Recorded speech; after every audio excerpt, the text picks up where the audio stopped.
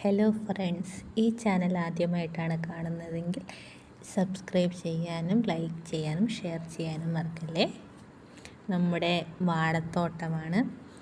ഇവിടെ മെയിനായിട്ട് നമ്മൾ വാഴക്കൃഷിയാണ് നടത്തുന്നത്. നമ്മളെന്ന് പറയുന്നില്ല, അച്ഛനാണ് ഇതിൻ്റെയൊക്കെ മെയിൻ ആൾ. എല്ലാ വാഴകളും ഇപ്പം നല്ല കായൊക്കെ വന്ന് കുലച്ചിട്ടുണ്ട്. നേന്ത്രവാഴയാണ്, 19 നേന്ത്രവാഴയാണ് നമ്മൾ നട്ടിരിക്കുന്നത്.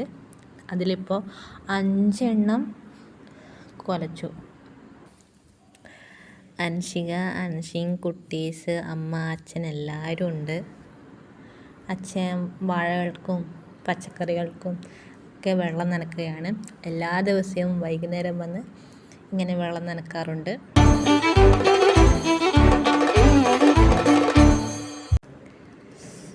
നമ്മുടെ കുട്ടീസൊക്കെ വന്നിട്ടുണ്ട് വാഴത്തോട്ടവും വാഴക്കൃഷിയും ഒക്കെ കാണാൻ. അവർക്ക് പുറത്തു പോകാൻ പറ്റുന്നത് തന്നെ അപൂർവം ചില സമയങ്ങളിൽ മാത്രമാണ്. പുറത്ത് പോയാൽ വൻ പ്രശ്നമായിരിക്കും. ഇതാണ് നമ്മുടെ വാഴത്തോട്ടം. ഇവിടെ പൂവനുണ്ട്, അടുക്കനുണ്ട്, നേന്ത്രയുണ്ട്, പിന്നെ റോബസ്റ്റുണ്ട്. നമ്മുടെ പുളിമരമായിരുന്നു ഇപ്പം കണ്ടത്.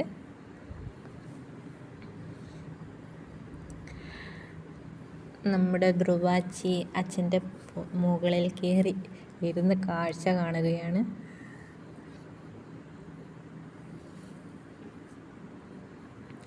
അച്ചാച്ചൻ വെള്ളം അടിക്കുന്നത് നോക്കി നിൽക്കുകയാണ് എല്ലാവരും.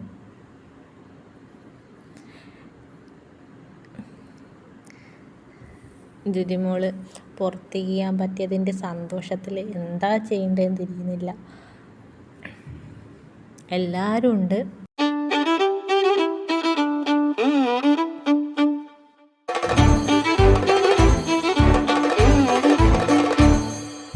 ദ്യുതിമോള് ബിസ്ക്കറ്റൊക്കെ കഴിച്ചുകൊണ്ടിരിക്കുകയാണ്. ഇത് നമ്മുടെ ഉറുമാമ്പഴമാണ്. ഉറുമാമ്പഴം പൂത്തിട്ടുണ്ട്.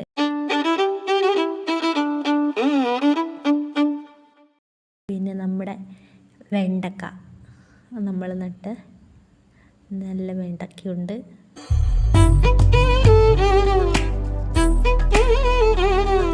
കുറേ നമ്മൾ കറി വെച്ച് കഴിച്ചു, വറവാക്കിയിട്ട് കറി വെച്ചിട്ടൊക്കെ കഴിച്ചു. ഇത് നമ്മുടെ നാടൻ വെണ്ടക്കയാണ്. അച്ഛൻ വെള്ളമൊക്കെ അടിച്ച് നല്ല നനഞ്ഞ് നിൽക്കുകയാണ് നമ്മുടെ വാഴക്കുലകൾ. നമ്മുടെ നാടൻ വെണ്ടക്കയാണിത്. അതുപോലെ തന്നെ വഴുതിനയൊക്കെ പഴുത്ത് വിത്തിന് വെച്ചതാണിത്.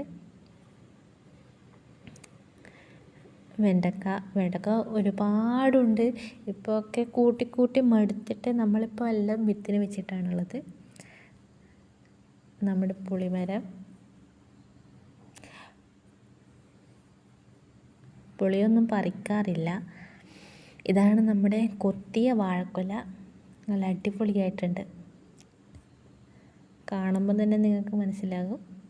അപ്പോൾ എൻ്റെ വീഡിയോ ഇഷ്ടപ്പെട്ടാൽ ലൈക്ക് ചെയ്യാനും ഷെയർ ചെയ്യാനും സബ്സ്ക്രൈബ് ചെയ്യാനും മറക്കല്ലേ.